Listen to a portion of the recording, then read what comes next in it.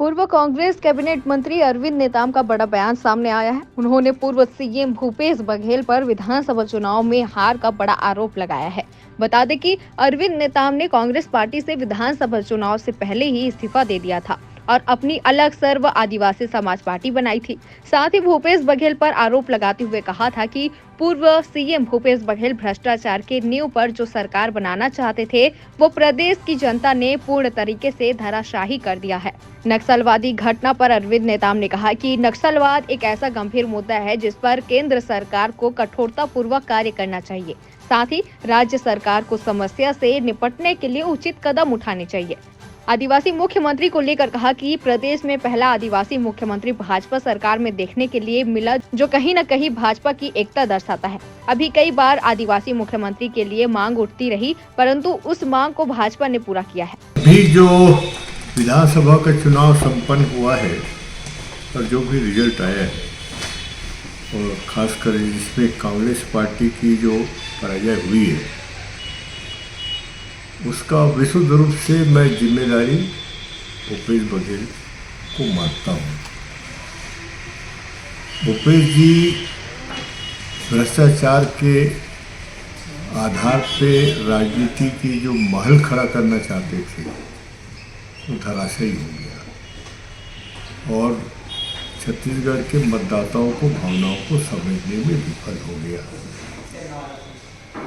Congress high command को गुमराह किया और या कहिए कि उनकी कमजोरी का बहुत नाजायज फायदा उठाया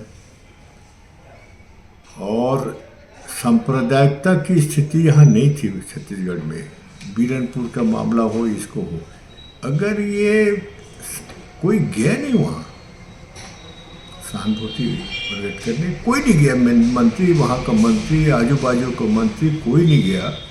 इसका क्या मतलब हुआ? अगर वो जाते तो इतना सांप्रदायिक जो बीजेपी ने खड़ा किया वो नहीं हो पाता। ये मेरा अपना मानना है। यहाँ डेबर बंधुओं की जो कारनामे हैं रायपुर के दीवार में लिखा था, कोई भी पढ़ता था, कांग्रेस के लोग नहीं पढ़ सके। तो इस प्रकार से ये जो स्थिति बनी है इसमें ये जो भूपेश बघेल जी का और कांग्रेस हाईकमांड की जिम्मेदार है इसके लिए कि फ्री हैंड दिया एक और उससे दुर्गति हुई और ट्राइबल एरिया में तो बिल्कुल फेल हो गए। हम तो कहते थे कि जल जंगल जमीन को लेकर के इनकी जो मानसिकता थी वो ठीक आदिवासी समाज के विपरीत था।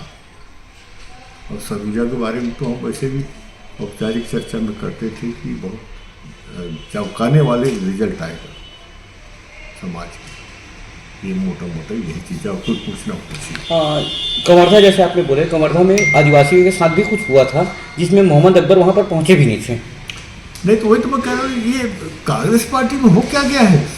मैंने संवेदनहीनता कभी हमने नहीं देखा। कई भाई अगर चले जाते, होम मिनिस्टर नहीं गया, बाजू में है, वहाँ के लोकल मिनिस्टर चौबे जी नहीं गए, एक पार्टी दूसरी पार्टी का मोहम्मद अकबर वो भी लगा हुआ है, ये भी नहीं गया, पीसीसी का कोई नहीं गया। तो आखिर ये उसका तो फायदा उठाया ना, बीजेपी ने उठाया। तो सांप्रदायिकता को नियंत्रण करने में या बढ़ावा देने में चुपचाप इन्हीं लोगों का हाथ रहा है और उसके विक्टिम में पूरे पार्टी हो गई। ये पहला उदाहरण होगा। और यहाँ रायपुर में जो इन बंधुओं का जो होता था, कहीं कोई नियंत्रण नहीं। आदिवासी सीएम बने हैं, क्या उम्मीदें चाहते हैं आप लोग?